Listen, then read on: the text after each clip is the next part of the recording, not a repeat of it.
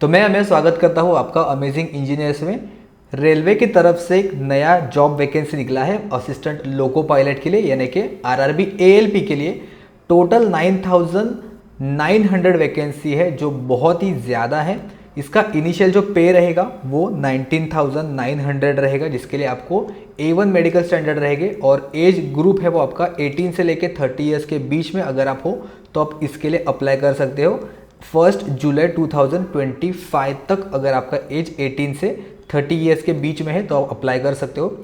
Form अभी तक start नहीं हुआ है। 10 अप्रैल से फॉर्म फिलअप प्रोसेस है वो स्टार्ट हो जाएगा और अप टू 1 मंथ तक यानी कि 9 मई तक आप फॉर्म है वो फिलअप कर सकते हो। अभी तक फिलहाल तो सिर्फ शॉर्ट नोटिस ही आई है। इसका जो डिटेल नोटिफिकेशन है वो एक दिन पहले हो जाएगा, यानी कि 10 अप्रैल के एक दिन पहले जब फॉर्म फिलअप स्टार्ट हो जाएगा, यानी कि 9 अप्रैल को आपको कंप्लीट डिटेल नोटिफिकेशन है वो मिल जाएगा।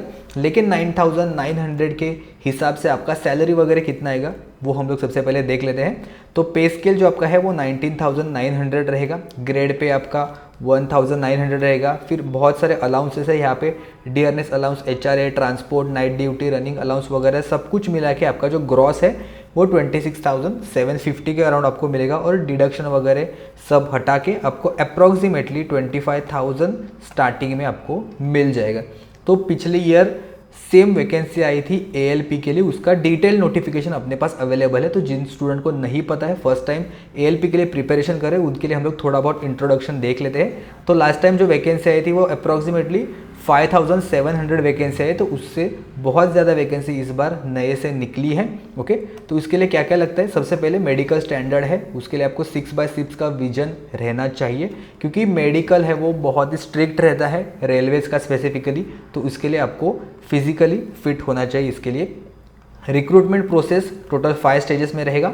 सबसे स्टेज 1 CBT 1, यानी उसके बाद होगा CBT 2, उसके बाद कंप्यूटर बेस्ड एप्टीट्यूड टेस्ट रहेगा आपका, फिर डॉक्यूमेंट वेरिफिकेशन एंड फाइनली आपका मेडिकल एग्जामिनेशन रहेगा। जो टोटल 5 स्टेजेस में आपका जो सिलेक्शन प्रोसेस है वो रहेगा। फर्स्ट स्टेज जो है वो स्क्रीनिंग के लिए सिर्फ शॉर्ट लिस्टिंग किया जाएगा। टोटल ड्यूरेशन 60 मिनट्स का रहेगा।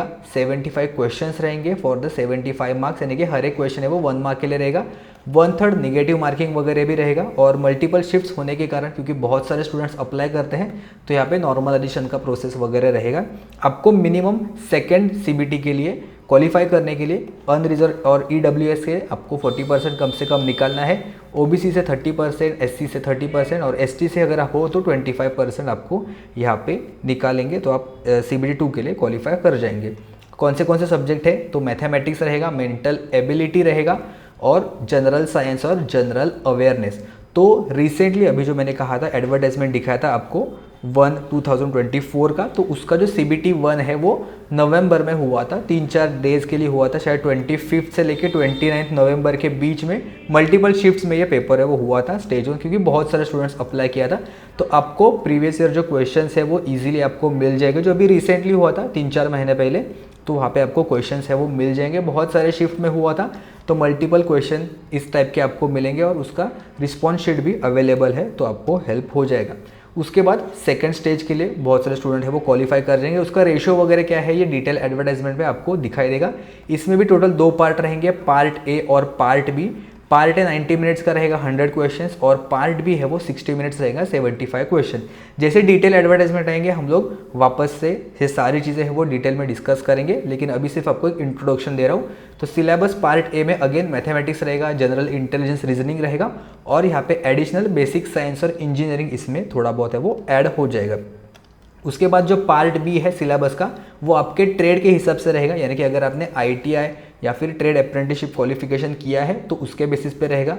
अगर आपने डिग्री या फिर डिप्लोमा किया है तो उसके अकॉर्डिंग आपको जो क्वेश्चंस है वो मिल जाएंगे। तो इससे हमें समझ में आएगा कि ITI वाले स्टूडेंट्स, डिप्लोमा वाले स्टूडेंट्स और डिग्री वाले स्टूडेंट्स सारे के सारे यहाँ पे एलिजिबल है। स्पेसिफिकली एलिजिबिलिटी क्राइटेरिया भी हम लोग थोड़ी देर में डिस्कस करेंगे।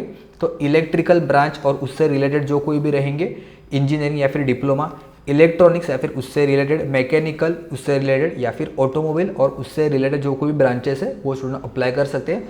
और ITI के लिए कौन से ट्रेड एप्लीकेबल है यहाँ पे इन्होंने मेंशन किया है।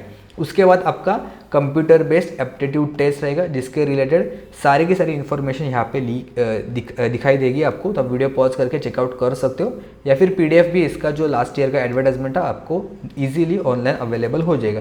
उसके बाद आपका डॉक्यूमेंट वेरिफिकेशन प्रोसेस होगा और फाइनली फिर मेडिकल हो जाएगा। ठीक है, तो जैसे मैंने कहा था कि मिनिमम एजुकेशनल क्वालिफिकेशन क्या होना चाहिए, तो 10th के बाद अगर आपने ITI किया है, NCVT कंप्लीट किया है फ्रॉम दिस मेंशन ब्रांचेस तो आप एलिजिबल हो, या फिर अगर आपने अप्रेंटिसशिप किया है 10th के बाद तो भी आप अप्लीकेबल हो सकते हो यहाँ पे।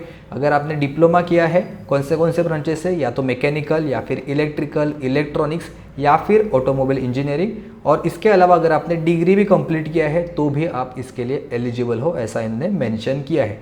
तो लास्ट टाइम ये जो एडवर्टाइजमेंट हुआ था उसका, जैसे मैंने कहा था, नवंबर में CBT 1 हुआ और उसका CBT जो 2 है वो अभी 19 मार्च को शेड्यूल था, 19 और 20 मार्च को शेड्यूल था, लेकिन वो भी अभी थोड़ा पोस्टपोन हो गया because of some technical glitches की वजह से।